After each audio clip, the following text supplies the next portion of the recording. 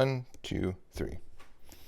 Hello, everyone, and welcome to another Artcast. It's yours truly, CR. And today we're going to continue our Tiny Toons kick by finishing up a little drawing, a little sketch I had sitting around of Bimbette from Tiny Toons How I Spent Your Summer Vacation. She was that one character that showed up for like maybe 30 seconds. And of course, there was a ton of fan art created by her because she made a huge impression. Actually, that was one of the best scenes in the movie. Oh. Where Fifi just kind of loses her shit and just goes off on, what was his name? LaPew? No, it wasn't that. It was Johnny Pugh. That's right, Johnny. I think it was Johnny Pugh because Crybaby had just come out around that time. And like Paul Ruger and like the whole crew that was working at WB at the time, I think they were huge. I think they just go to movies and then just put whatever was in the movies at the time. They just wrote whatever they saw. Kind of like the long version of what we do on YouTube now. I remember that Freakazoid joke where they would they talk about Congo for no reason at all, and then on the special features they were like, well, we just saw Congo and we, like, I don't know, put it in.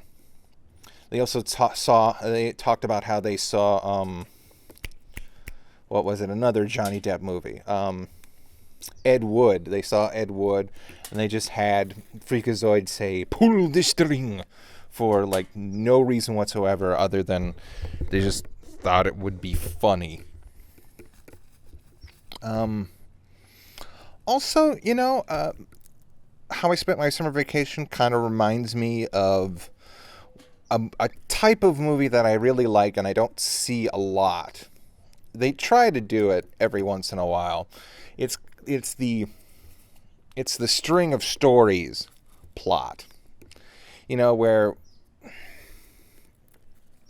what else? Like, I don't know, Rat Race was one of those movies where all the people had an end goal and they had to find different ways to get to it. Or taken to its extreme, like Animal Olympics.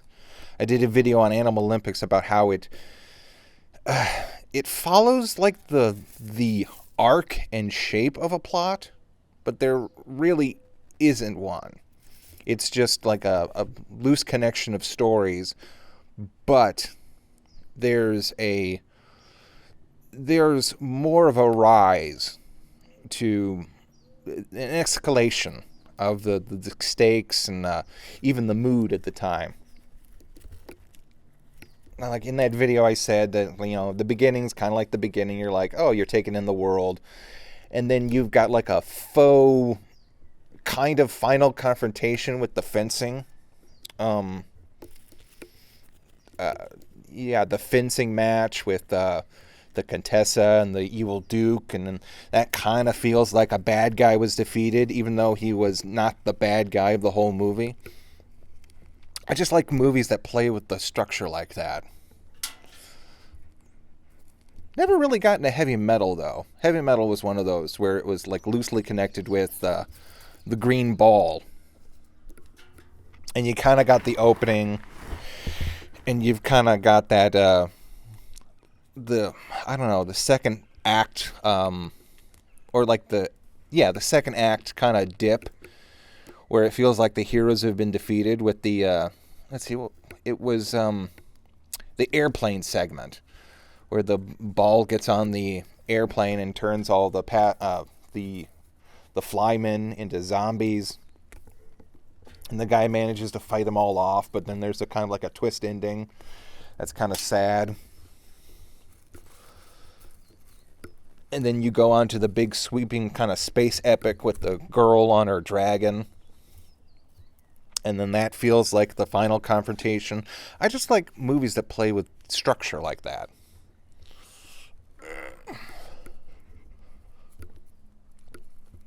Anyway, that just kind of reminded me. Damn, this one's in there. I'm out here picking weeds still. Whew. It's supposed to rain on like Thursday, so I'm kind of getting out here trying to get ahead of everything. I'm gonna need a tool or something. Anyway, this one, getting back to this, it was just kind of a drawing that I did to shake the rust off me.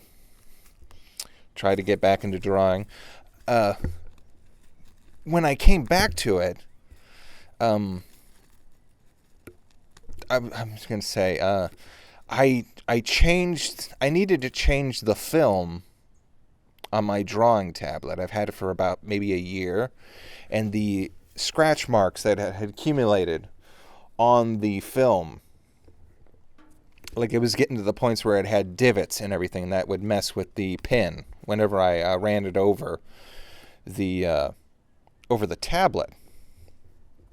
And so I had to change the film. Now, interesting, if you're going to buy an Artist 12 from, I don't know, I'll put the actual name up on, but if you're going to buy an Artist 12, you got to know that it only comes with the one screen, the one time, the one protective filter.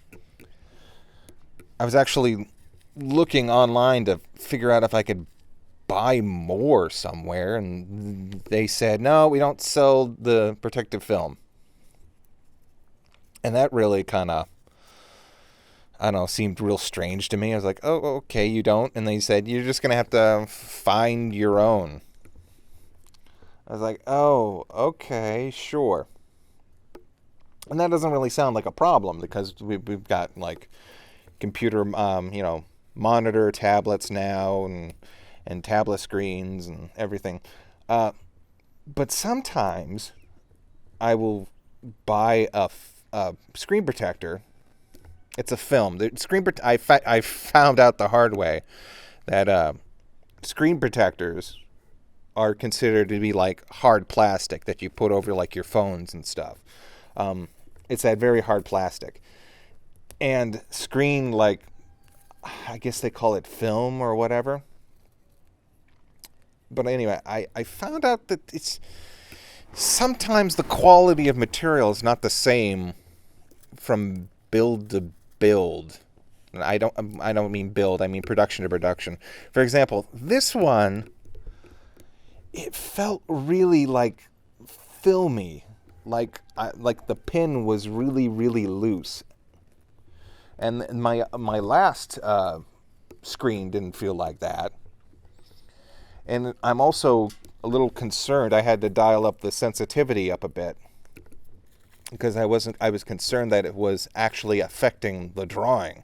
You'll see I'll have a little bit of trouble coming up soon with the shoulders. I'll be going over them again and again and again. But that'll be coming up.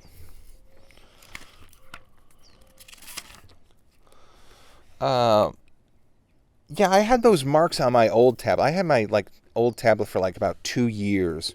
It was a $50 Wacom, just kind of like a boilerplate tablet, which is fine if you're going to start out, but it was actually getting to be a real pain to draw on that little thing, and I was like, oh, you know what, I'm just going to finally bite the bullet and upgrade to actual working, a working tablet. And I did, and I love it, and it works great. There was a weird video I saw the other day, and it was basically why your old tablet is, or why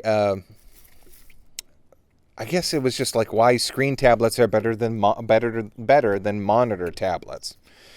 And I don't know. It seemed like real clickbaity.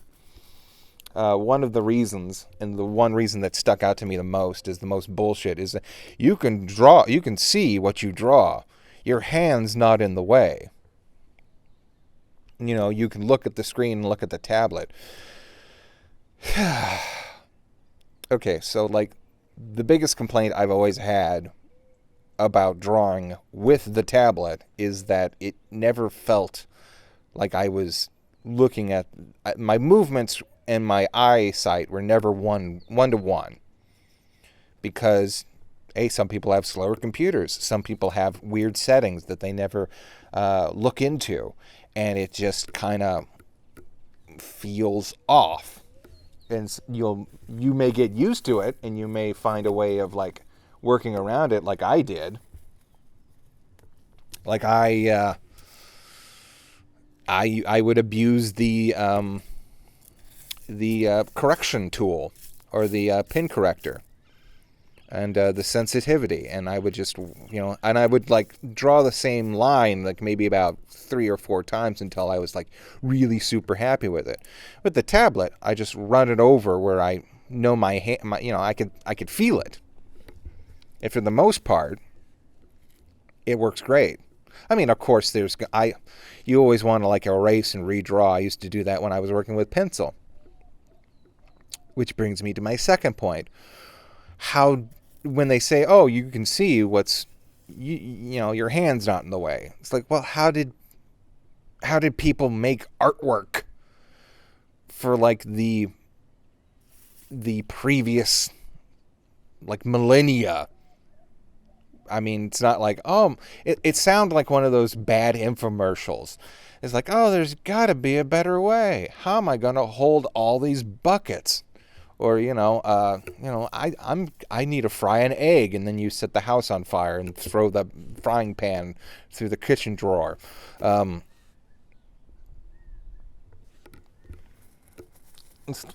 That's what it sounds like. It sounds like, okay, this is not as big a problem as you say it is. You can probably personally see it as an advantage, maybe, but it's kind of how everything's always been. You kind of draw at a little bit of an angle, and you can see where the pen tip is hitting the material, whether it be paint or on a digital surface.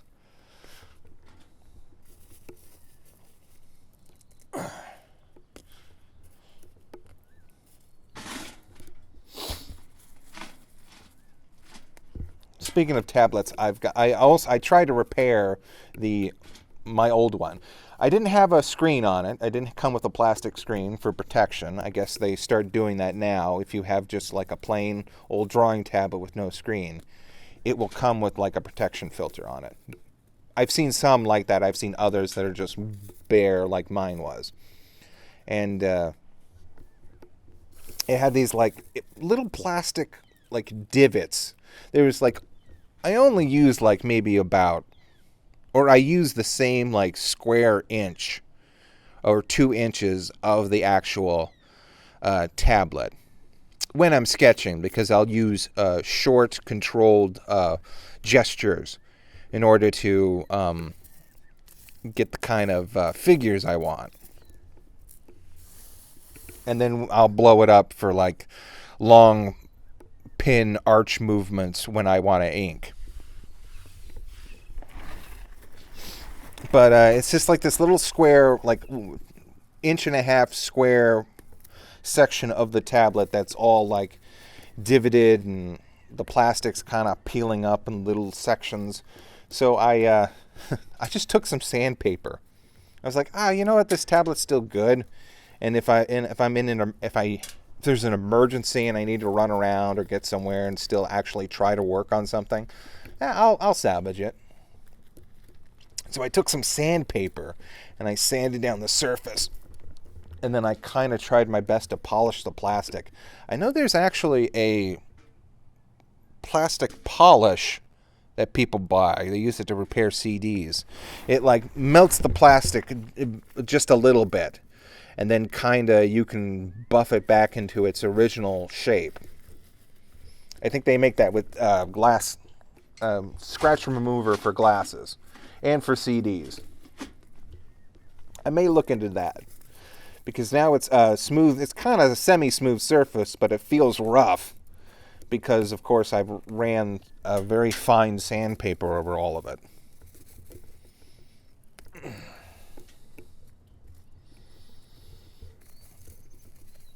I love doing weird little things like that. Just like, it's like, well, it looks like it's ruined. I might as well, try to do something cool with it.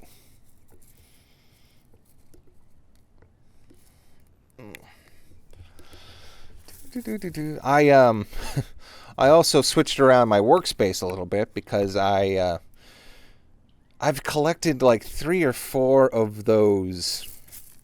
Oh, what do you call them? They're like one of them's called a York desk. It's it's kind of like a table, but it's like the legs are like arms that you can adjust at key points. You can like pivot certain things. I actually don't know how to describe it. It's just called like a York desk. You can adjust the height, and you can adjust the different settings on it, how it lands on the desk, and I've got like 3 of those now because I bought one and it's not as the same as the other 2. It's like made out of wood. It's mainly just like a little like a bed table kind of thing. And the you can set it up. You can adjust the face of it so that it sits at an angle. And I put the tablet on there, and I put Velcro straps on the back of the tablet, and then raised that up a little bit because it was still way too low. And then I would have to reach around. I would have the keyboard behind it. And I'd have to like actually reach around and have my arm like really stretched out around to the keyboard and not be able to see the keyboard or use it to like type anything. And that's how I would work. I would use the shortcuts on the keyboard and just kind of do my drawings as best I could. Now with these York desks, and they've all got fans at the bottom, or sections for fans. Does that even work? Or is that just like a gimmick? That was like, cool off your laptop. This will keep your laptop cold, so that, it won't overheat. I don't know if that actually works. Look, I'm sure there's a video on YouTube. I can look it up and it'll say, well, no, this is a myth, or, it actually works, or, it's a combination of the two. There is a way to cool off your laptop, but this isn't it. But anyway, with the York desk, I found a way that you can extend the 2 furthest legs down, and it makes a perfect little section for your keyboard to sit. So I'm able to raise the tablet up as high as I want, and I have the keyboard in front of me now. So that's just prime. I should be starting coloring this girl soon.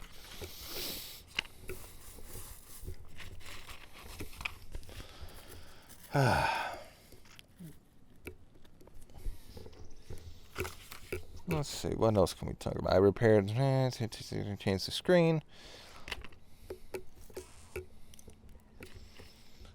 What is this? Higher street bones? I've got a list of notes here of when to add images and just things to talk about. What is this? Higher and... God, I've got bad... Hierarchy. Oh, yeah, that's right. I got loose notes everywhere of things to do.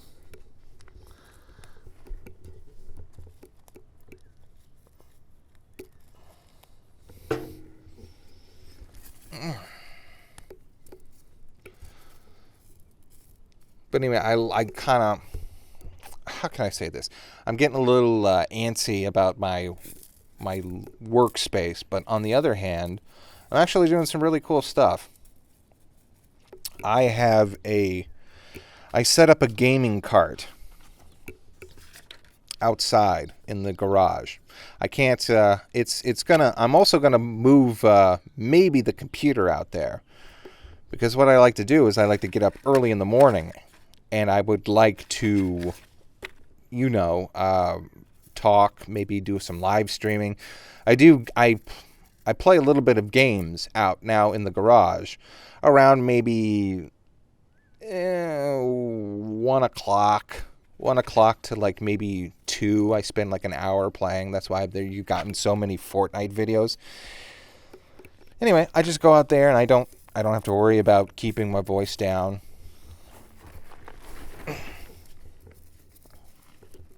But anyway, I'm proud of this cart that I found and modified and spruced up.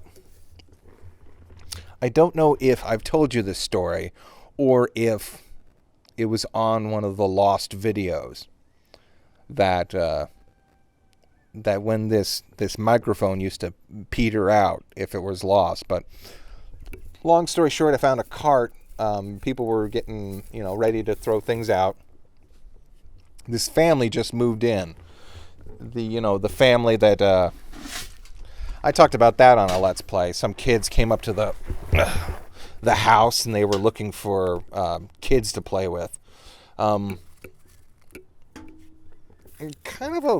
of a Bobby Hill type of kid. Me and Grandma were walking down the street to drop letters off. Grandma's losing her mind with this quarantine stuff. But so we're walking, and the mom's out in the front. She's watering the yard, and the kid's sitting there, and he's burning sticks with a magnifying glass. And he's getting really hyped about it. And I'm like, oh, okay. I don't know. I just never. I tried to do. I mean, I've done that, of course, but I always felt like, I won't do this in eye view of my parents. But anyway, before they moved in, I guess the old people, they just like put a bunch of their stuff out to get rid of it. And one of it was a Pall Mall wooden cart, shelves. Basically shelves with wheels and three tiers that you can put your stuff on. One of the shelves was falling apart, the top or the middle shelf. I was like, you know what? I could do something with this. Better than, paying I know they got like cheapo ones at Walmart if you wait for when like the college kids are getting ready to go back to school.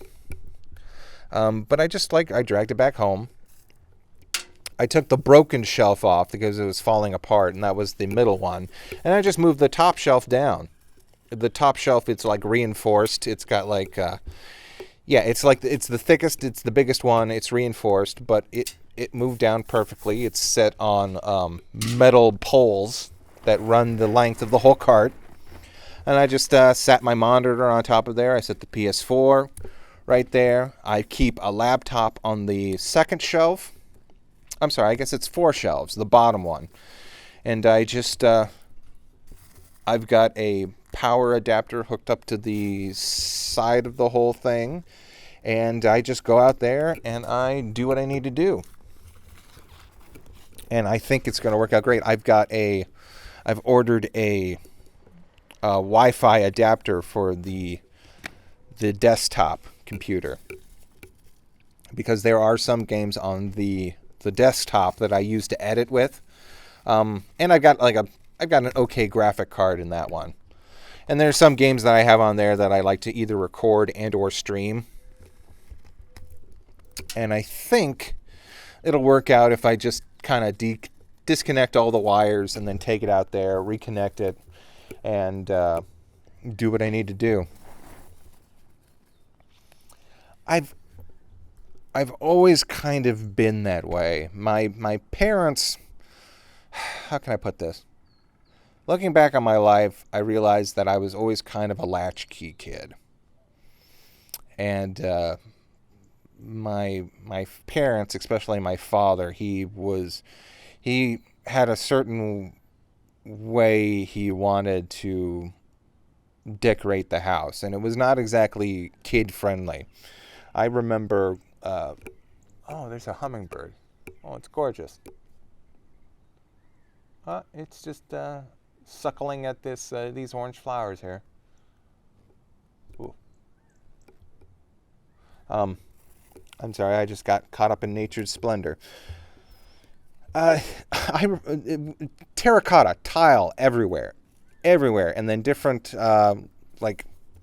different pieces of furniture in front of the terracotta tile that you could easily trip over. Glass tables, like tables with actually like glass in the center that you could never put anything on because it would break, or so they would say. I remember one time I had to and this is a stupid place for a phone. It was in the middle of the corner next to the tile fireplace, because that's where the phone outlet was. And I remember one time the phone was ringing, and they said, answer the phone, it's important. And so I go running towards the phone. I trip over my poor dog, Blackie. He was fine. But I take a dive right onto the stone edge. It's not a soft edge, it's like a hard edge of tile. And I ram my chin down right on it. And it's like, bam! It's like, oh. I mean, I didn't say that. I was just more shocked than anything. And I get up, and I stumble around, and I'm like, ugh. And at first I think I'm fine. I'm just kind of like, it just kind of hurts a little bit. And then I start, walking around a bit, and I touch my chin, and I realize that blood's dripping down my face. It made a perfect cut across the bottom of my chin. And so we had to go to the hospital. It was my mom says I never saw it because she immediately put a rag over my face and then ran me to the hospital. I don't know. When I was 20, I cut my hand open. Don't laugh at my pain, bird. Well, I guess it's okay if you laugh at my pain. I'm asking other people to laugh at my pain. Anyway, when I was 20, I cut my hand open on a plant trimmer, and it was a pretty damn deep cut. And I just wrapped bandages around it. I sutured it up with those those pull bandages, and it was fine in a month. I don't know if I could have done the same with this cut, or if it was actually serious. It might have been serious. It might have deserved stitches because it was on the edge of my chin, and I moved my face around. So yeah, I think I probably would have needed stitches. If I just bandaged it up, then that means I would have been talking, and the skin would have flapped. But anyway, now I have a permanent double chin. No matter how much weight I lose or gain, I will always have a double chin because the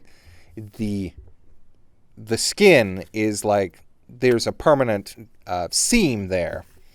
And yeah, I should just grow a beard, but I don't actually hate beards. Anyway, the point is that I've always had to find work in little secluded spaces, because the house was always dominated with their own decorated colors. So I like little secluded boxes or moving around contraptions or carts and stuff. That's why I like that I got so hyped at that little cart that I found. The ones where the arms fold out and everything. It's oh cool, I could use this, and when I need it, I can stretch it out and use it. And then when I don't need it, I can fold it back up and put it in a corner somewhere. My dream house would actually be one of those weird little dream houses where everything's kind of stacked on top of each other, and the bed is like separated from the living room by one staircase. I would actually like really hyped if I could have one of those little houses.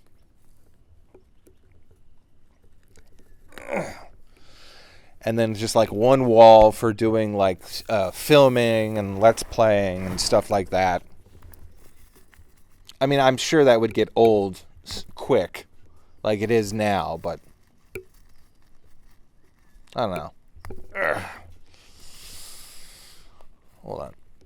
Anyway, there's the finished product of Bimbette. I didn't shade it as much as I did the last picture of Babs. In fact, the background's a little bit lazy, but I had to get kind of going with the day. So, but you know what? I'm actually pretty happy with that. Yeah, really cute. Anyway, thank you all for joining me on this Artcast. I will see you again next time. Anyway, take care of yourselves, and bye-bye.